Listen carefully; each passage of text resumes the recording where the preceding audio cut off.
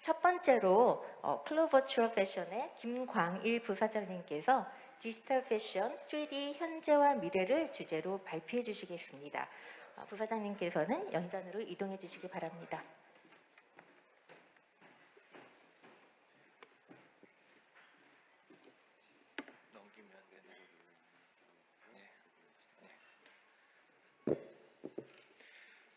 네, 안녕하세요. 클로버추어 패션의 김광일 부사장입니다. 반갑습니다.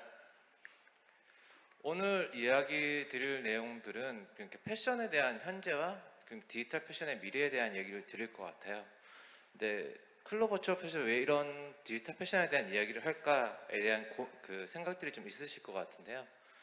좀 저희 회사에 대한 얘기를 잠깐 해드리면, 저희는 클로라는 3D로 의상을 만들 수 있는 소프트웨어를 하나 가지고 있고요.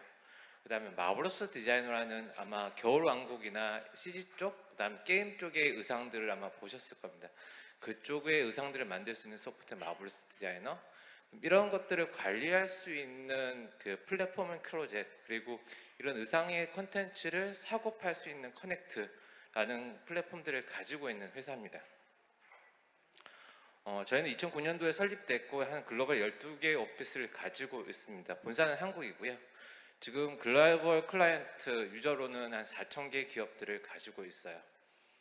아마 보시면 거의 아시는 브랜드들일 것 같은데요. H&M의 자라 포함해서 2,500개사의 고객사를 가지고 있고, 마블러스 디자이너 같은 경우는 월트 디즈니, 드림웍스 포함해서 1,500개 이상의 고객사를 가지고 있다고 보시면 될 것 같습니다.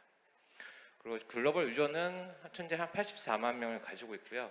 클로 같은 경우 이제 패션 쪽, 의류 쪽으로 32만 명, 마블러스 디자인 쪽으로 52만 명 정도의 유저를 가지고 있는 회사입니다. 이제 디지털 패션이란 무엇일까에 대한 얘기를 좀 해볼 것 같은데요. 지금 하나는 실제 원단이고 하나는 디지털로 만들어진 원단입니다. 어떤 게 실제고 어떤 게 디지털일까요? 약간 흐리게 나오는데요. 좌측이 리얼의 원단이고 우측이 버추얼 원단이라고 보시면 될 것 같긴 합니다. 몇 가지 간단하게 더 해보겠습니다. 이것도 하나는 실제 원단이고 하나는 디지털 원단인데요. 보셨던 것처럼 좌측이 실제고 우측이 디지털 원단입니다. 마지막 원단 쪽으로 본다면, 좌측의 원단과 우측 원단 보신다면 하나는 디지털 원단이고 하나는 실제 원단이라고 할 수 있어요. 의상을 한번 좀 비교해 볼게요. 사람은 실제지만 의상은 하나는 실제고 하나는 디지털입니다. 어떤 게 실제고 어떤 게 디지털일까요? 보시면 좌측이 실제 모델을 찍은 사진이고 우측이 가상 의상과 사람을 합성한 사진이라고 보시면 될 것 같습니다. 그럼 마지막으로 한번 볼까요? 마지막에 4개의 의상이 있습니다. 모델도 있죠. 어떤 게 실제고 어떤 게 디지털일까요? 결론적으로 얘기드리면 4개 다 디지털에 대한 의상입니다. 그러니까 이 디지털 의상이라는 것들이 현재는 사람의 눈으로 구분해서 판단하기 힘들 정도로 사실성이 올라와 있다라고 보시면 될 것 같아요. 이 패션 기업들이 이제 3D를 도입한다? 이거에 대한 목적들은 프로세스 이노베이션의 목적이 제일 처음에 컸습니다. 스피드나 효율성, 커뮤니케이션, 코스트를 낮추겠다는 목적들로 사용해 왔고요. 근데 아마 2년 전쯤 코로나가 발발하면서 좀 이슈가 됐던 것들이 언택트, 메타버스에 대한 얘기들이 나오면서 급작스럽게 성장하는 추세들로 가고 있고, 그다음 지속 가능성에 대한 부분들로 해서 3D한 도입들이 패션 기업들에서 많이 도입되고 있다고 보시면 될 것 같아요. 이 영상을 하나 준비했는데요. H&M에서 3D를 왜 쓰는지, 클로를 왜 쓰는지 그런 내용에 대한 비디오인데, 이걸 보고 나서 얘기를 좀 드리겠습니다. This is the small things. Yeah. Thanks, guys. Hi, I'm Alba Claire, and this is The Small Things, a space created by H&M to help you and I get technical about the things in fashion that really matter. 패션 분야에서도 기술이 중요합니다. 저희는 3D로 의상을 시뮬레이션하고 있습니다. 이렇게 혁신적인 사고방식을 통해서 패션 디자인 산업에 반향을 일으키고 있습니다. 원단의 낭비를 줄이기 위해서 이렇게 혁신적인 솔루션을 사용하고 있습니다. 따라서 우리 지구에 배출하는 폐자원을 줄이고 있습니다. 클로는 3D 의상 시뮬레이션 솔루션입니다. 다른 자원을 우리가 소비하지 않고서도 의상을 시뮬레이션 해볼 수 있습니다. 3D로 어떻게 하는지 보여드리겠습니다. 저는 H&M의 주니어 디자인입니다. 간략하게 우리가 이 드레스를 3D로 디자인하는 방법을 알려드립니다. 소프트웨어로 다양한 패턴을 넣을 수 있고요. 다양한 디자인 요소들도 반영할 수 있습니다. 아주 쉽고 효과적으로 디자인할 수 있습니다. 지금 보시는 것은 저희 스프링 컬렉션입니다. 굉장히 놀랍지 않습니까? 최종 완성품을 보면은 3D로 디자인했던 것과 거의 정확하게 동일하게 나왔습니다. 이 과정에서 저희가 그 직물 자원을 낭비하지 않았습니다. 이러한 의상 샘플링은 의상을 디자인하는 데 있어서 매우 중요합니다. 리드 타임을 줄일 수 있고 또 친환경적인 방법이기도 합니다. 저희는 3D 의상 시뮬레이션을 더욱 적극 활용할 예정입니다. 저희 H&M에서는 이러한 방법을 활용하고 있습니다. 패션 산업에서도 3D가 유용하게 쓰일 수 있습니다. 프로세스 이노베이션을 위해서 3D를 도입하고 있는 기업들이 앞에 보셨던 한 2,500개에 대한 기업들인 것 같습니다.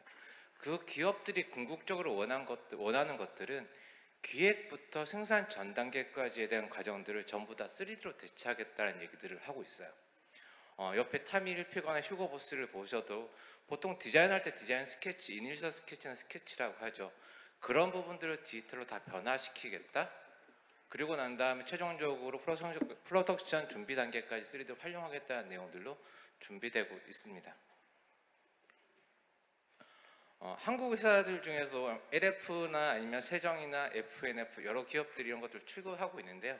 여기도 얘기했던 것처럼 그린 디자인 혁신이라고 해서 이런 부분들을 주장을 하면서 3D를 도입하고 프로세스에 대한 부분들의 개선들을 하고 있다라고 보시면 돼요.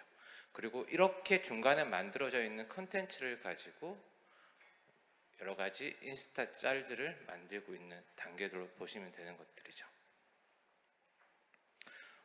이게 실제 의상일까요? 디지털 의상일까요? LF에 실제 올라와서 판매되고 있는 의상인데요. 지금 보시는 것들은 디지털 의상입니다. 처음에 LF에 대한 기업에서 되게 걱정들을 많이 하셨어요. 어떤 걱정들이냐면 이게 디지털로 올렸을 때 사람들이 디지털이라고 뭐라고 하지 않을까? 판매율에 영향이 가지 않을까에 대한 고민들을 많이 하셨던 사항들이었는데 근데 아마 작년 시즌부터 테스트를 올리고 지금 현재는 기본물이나 거의 한 50% 부분들을 디지털 샘플로 진행하고 있습니다. 그리고 매출에 대한 변화들은 거의 디지털로 올린다고 해서 없다라고 해요. 그러면 제가 글로벌에 있는 패션 기업들이 어떤 것들에 관심이 있고 어떤 것들을 진행하는지에 대해서 잠깐 얘기 드리면 PI 어페라라는 프로그램이 있어요. 이거는 뭐 디지털에 대한 혁신이라든가 아니면 소싱에 대한 내용들에 모여서 얘기하는 자리들이라 보시면 되는데 이게 글로벌 패션 기업들의 트렌드를 볼 수 있는 어찌 보면 장이라고 보시면 되는데 2019년도에 보면 디지털에 대한 로드맵에 대한 얘기들이 되게 많이 나오고 이 기업들이 이제 한 5년, 6년 전부터 디지털 로드맵을 세워왔고 2019년도 시점에 더 많은 자기들의 로드맵을 발표했다라고 보여지는 것들이죠.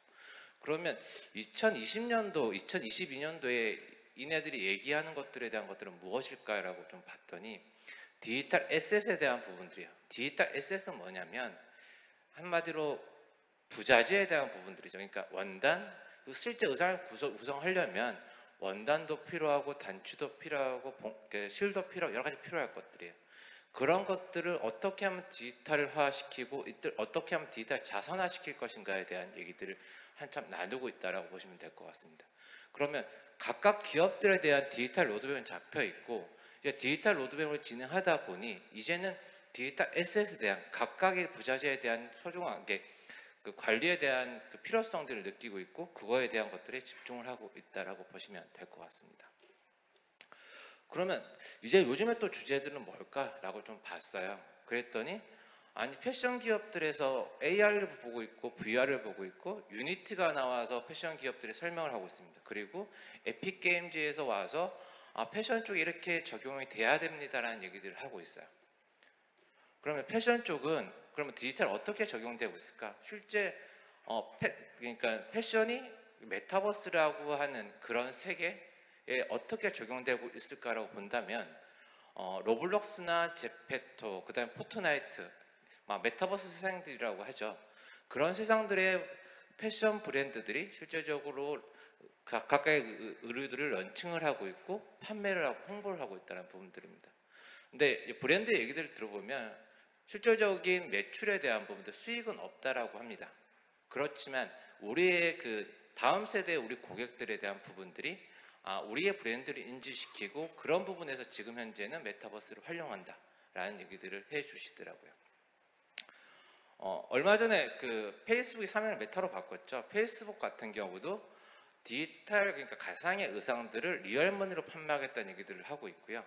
그 다음에 아마 그 디센츄럴랜드에서 메타버스 패션 위크라고 해서 실제 브랜드들을 메타버스 자체에서 패션쇼도 진행하고 있는 상황들이에요. 그리고 CFDA라고 하는 게 미국 디자인 협회입니다. 미국 디자인 협회 또한 메타버스나 NFT랑 파트너십을 맺어서 이거에 대한 방향성을 가지고 가고 있다고 보시면 되는 것들이죠. H&M 아까 영상 잠깐 보셨는데 H&M에서는 그래서 얼마 전에 버추얼 쇼룸이라고 하는 버추얼 리얼스 쇼룸이라는 것들을 발표를 했고요. 근데 아마 언리얼 기반이기 때문에 일반적인 소비자들이 참석은 하지 못하고 프레스들이나 그 다음 초청된 사람들이 하나서 들어가서 실제적으로 이 버추얼 쇼룸을 볼 수 있었습니다. 아마 예시를 잠깐 보여드리면요.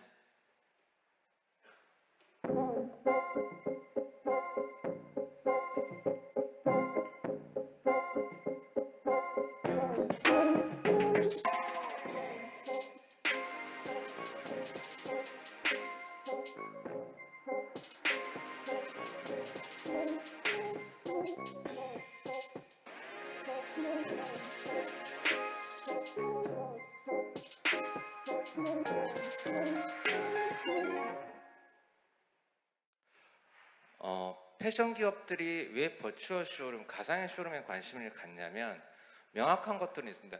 한국의 쇼룸을 만들다고 해서 글로벌로 와서 뭔가 볼 수 있는 것들은 아니라고 생각을 하고 있어요.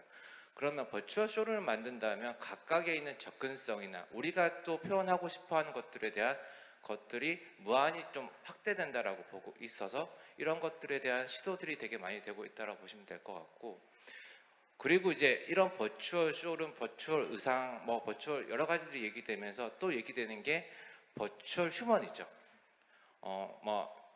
로지 두 번째 있는 로지를 아마 거의 다 아실 거예요. 신한은행 모델도 있고 공간 모델 되게 많이 나오긴 하죠. 예전에 이런 모델을 만드는데 아마 로지가 한 8억 정도 들었다라고 얘기해요. 근데 요즘에 얘기를 좀 보면 가상인간 하나 만드는데 1,000만 원 정도에 대한 비용이 든다라고 얘기하고 있고, 이것들은 시간이 얼마 안 되어서 얼마 전에 무신사에서도 아마 UI를 통해서 UI를 가상 캐릭터로 만들어서 광고에 활용을 했죠. 세상 모든 패션은 다 무신사에서 무신사로.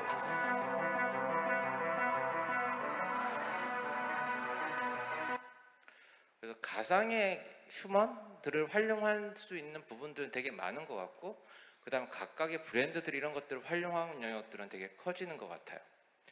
근데 이제 언리얼에서 나오는 이제 뭔가를 보여드릴 건데 한번 보시고 나서 얘기를 드리겠습니다.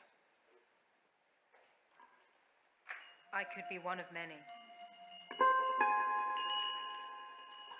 主人公にだってなれる。 Je pourrais être architecte, ou guide. quizá un artista. You create the narrative. I am metahuman.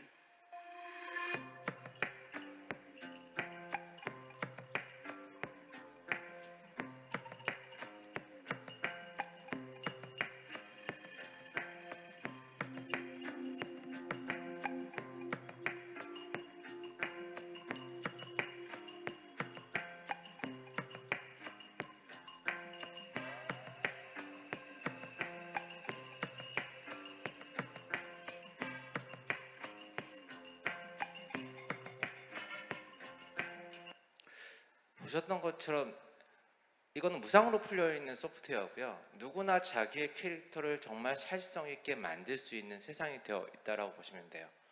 아마 이 그 메타휴먼이 2021년 발행이 됐고 지금 아마 많은 기업들이 쓰고 있다라고 보시면 될 것 같습니다. 근데 이제 이런 디지털 세계도 보여드렸고 현실 세계도 잠깐 얘기 드렸는데 궁극적으로 방향성은 뭐냐면 이제는 실제 세계와 디지털 세계의 디지털 트윈이 이루어지고 있다는 것들이에요. 패션 기업들에서는 우리가 만들었던 의상의 컨텐츠들을 그대로 메타버스에 대한 세상들에 투영하기 원하고 메타버스에서 먼저 만들어서 투영해서 만들었던 의상들을 실제 세계에 와서 이것들을 하고 싶어 한다는 것들이죠. 근데 아까 여기 저작권 쪽이니까 이제 보니까 패션 쪽이 그렇게 저작권 위법이 되게 많죠. 보면 H&M도 그랬었고 자라도 그랬었고 거의 비슷한 것들 이런 것들이 어떻게 할지에 대한 부분들이 아직도 논의가 되고 있고 소송도 계속 진행되고 있는 상황들인 것 같습니다. 그리고 얼마 전에 그 스톡엑스 같은 경우도 나이키 허락을 받지 않고 신발을 3D 모델링해서 NFT 발행하는 부분들도 있었고요.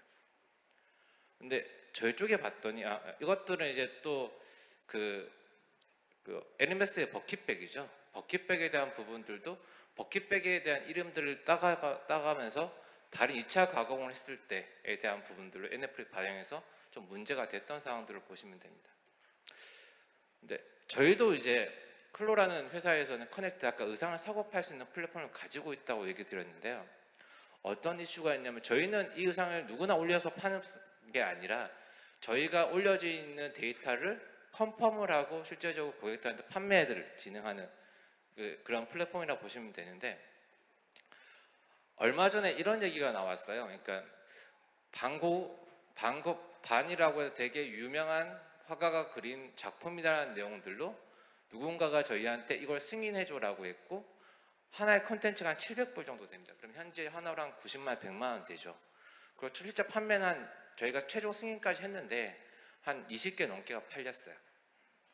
근데 찾아봤더니 반고의 저작권은 실질적으로 지금 70년인가 지나서 풀려 있어요.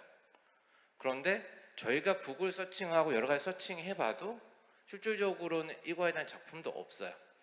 그럼 이것들을 저희가 승인해줘야 될지 말아야 될지에 대한 되게 선택의 기로에 서게 되고 근데 크게 문제가 없다면 저희 본부 쪽에서는 진행해도 된다라고 해서 했는데 판매해서 실제 나중에 환불 들어온 게 한 50% 이상이 된다라고 보시면 될 것 같습니다.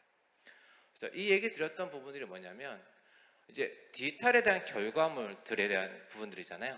그러니까 디지털 컨텐츠들의 의상이든 아니면 거기에 대한 아트웍이든 거기에 들어가던 여러 가지에 대한 요소들이 실제 만들어낸 사람들이 있고 그 만들어낸 사람들에 대한 저작권들을 어떻게 보호할 것인가에 대한 저희도 고민들을 가지고 있는 상태고 저희가 여기 강의를 요청해 왔을 때 저희 대표님이 저희가 여기서 강의를 하는 게 아니라 여기서 와서 저희한테 강의를 해주시는 게 맞지 않을까에 대한 얘기도 하셨던 부분입니다. 그리고 저희는 저 컨텐츠에 대한 보완들을 위해서 이제 아마 올해 말이나 내년 초쯤에 이제 NFT를 달 예정이고 그런 것들로 인해서 실질적으로 이 저작물에 대한 보호들을 좀 하려고 노력하고 있다라고 보시면 될 것 같습니다. 패션은 되게 이제 디지털로 많이 변하고 있어서 이제 패션에서 지금 저작권의 이슈가 많듯이 디지털 패션 또한 이런 저작권에 대한 부분들도 되게 저희도 관심 있게 보고 있고 그런 것들을 나중에 도움 받을 수 있으면 가장 좋겠다고 생각을 하고 있습니다. 예, 감사합니다. 네, 감사합니다. 오프라인에서도 패션의 저작권 이슈가 많이 화두가 되고 있었는데요. 이제 디지털 세계에서도 마찬가지인 것 같습니다. 클로 버추얼 3D를 사용하면 더 이상 수작업으로 스케치를 하는 게 아니라 디지털로 의상을 디자인할 수 있고 바로 원단 공급하고도 연결되어 생산이 가능하다니 참 멋집니다. 세계 유수의 글로벌 패션 브랜드에서도 사용하고 있다고 하니 K-패션의 디지털화 그리고 클로셋 커넥트를 통한 메타버스에서의 패션 산업도 기대합니다.